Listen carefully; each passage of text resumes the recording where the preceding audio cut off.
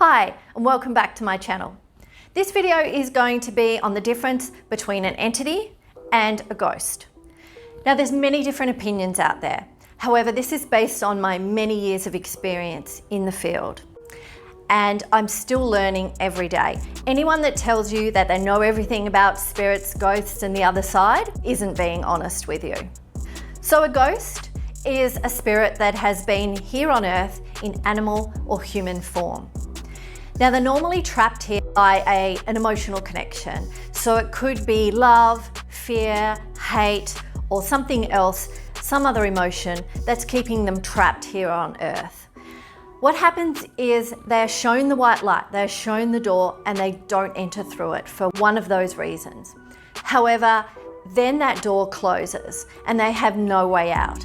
So normally people like myself, who's a medium, are asked to come in and help to move on those spirits that are trapped and can't find a way forward.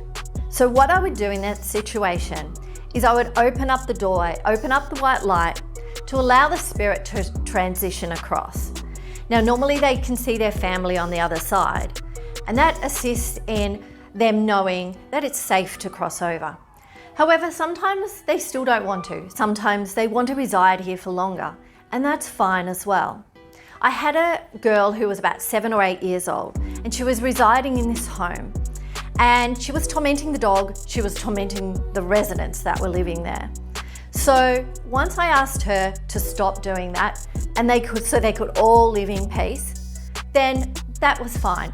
She was able to stay for as long as she wants. And that doorway is still there open to her, and she can cross over at any time, and she knows it's safe. So sometimes they do cross over, sometimes they choose to stay, but at least that doorway is there for them and it's not shut off in fear or any other emotion, anger. Sometimes they do stay though for love. If they have a family member that they really wanted to stay with, then sometimes they will allow that doorway to close. But also that's not a very good situation because then they are stuck here. So we just need to keep that doorway open for them, and that way they can transition through. So a ghost can be quite a problem in a home. A ghost can move things. A ghost can scratch people. A ghost can turn lights on and off. They can cause smells to happen in homes. They can cause a really negative feeling in a home.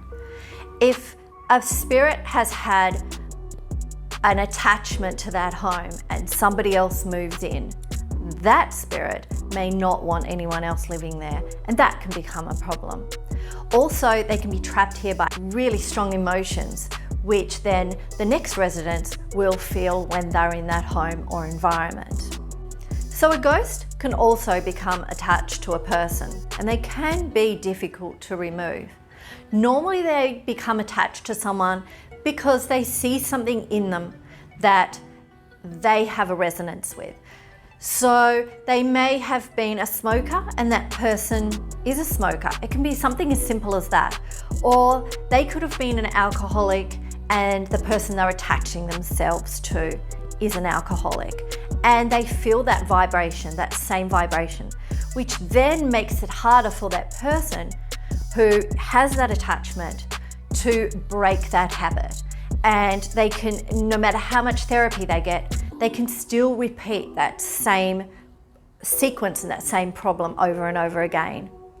So a ghost can be seen in many forms. They can come across as an orb, a mist, a shadow apparition, a clear apparition, or even as a human solid form. So you may be able to detect them through other senses, such as smell. They may have been a smoker and you can smell a certain tobacco, or maybe a certain perfume that they used to wear. Also with hearing, you may hear your name called. Or there's also another one with touch. You may feel a touch around your body, on your body. There's also a feeling that most people will get when a spirit gets very, very close to them, or a ghost gets very, very close.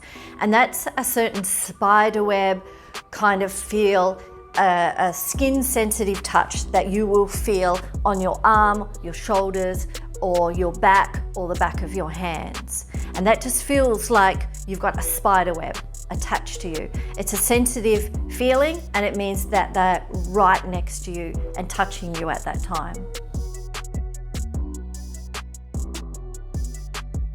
So an entity has never been human.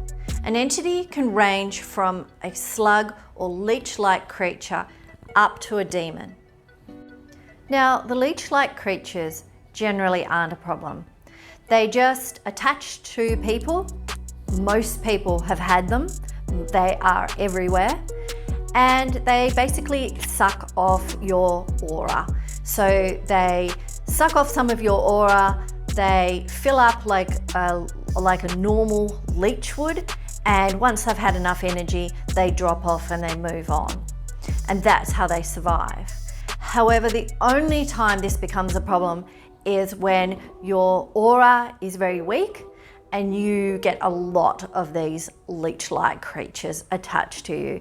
It can make you tired, it can make you sluggish, it can weigh you down, it can make your mind a bit foggy, and those are the times that people need a bit of a clearing. However, you can do this yourself generally. You should always keep your energy clear and protected, and that way these tiny things that may attach to you every now and then won't be an issue at all. Generally, an entity can take any form. However, I will normally pick up on the actual entity's energy. So I get an image in my mind of what that entity looks like based on their energy. So basically an analogy for this would be if you walked into somebody's home and a loaf of bread was baking and you can smell that loaf of bread, you would then get an image in your mind of a loaf of bread. And that's how it works for me. I generally get that image that would represent what their energy is. And this can range from the leech-like creature up until a demon. But basically they can come in any form. Sometimes I see them as scorpions, which other mediums have also seen them as.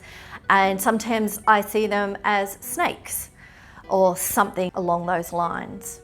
Everyone knows that a demon is the strongest form of an entity and can be the hardest to remove and cause the most problems.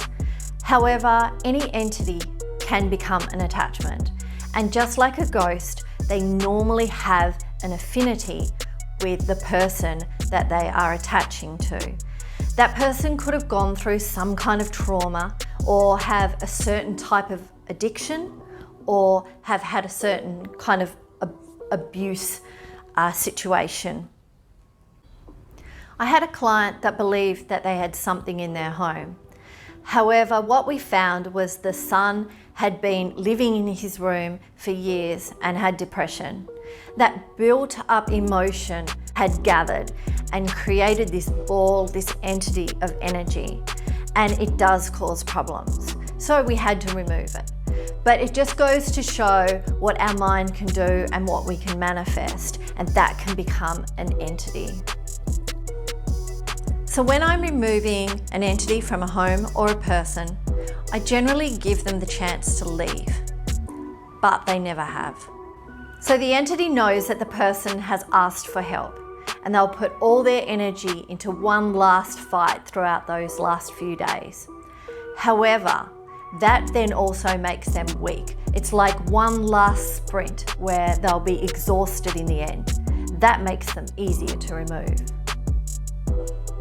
So it's very difficult for the lay person to determine whether they're dealing with a ghost or an entity. And you really do need to know this, as there are quite a few differences between them. And this also determines how you're going to remove them as well. Ghosts go towards the white light because they are a spirit, and that's where they're meant to go. Whereas an entity is something different. It's never been human and it doesn't go to the same place. That's where people like myself come into it. We can have a look into your situation, see what's going on, and determine how the bean needs to be removed. Dealing with a removal yourself can cause more problems.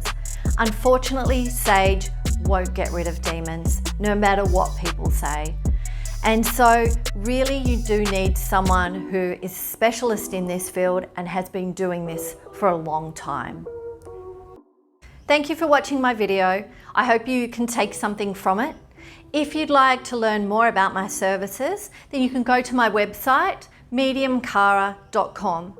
Please subscribe and click the bell notification below, and that way you can be updated on any videos that I post in the future. Also, there's a comment section down below that you can let me know what you'd like to hear about as well. And I'll see you in my next video.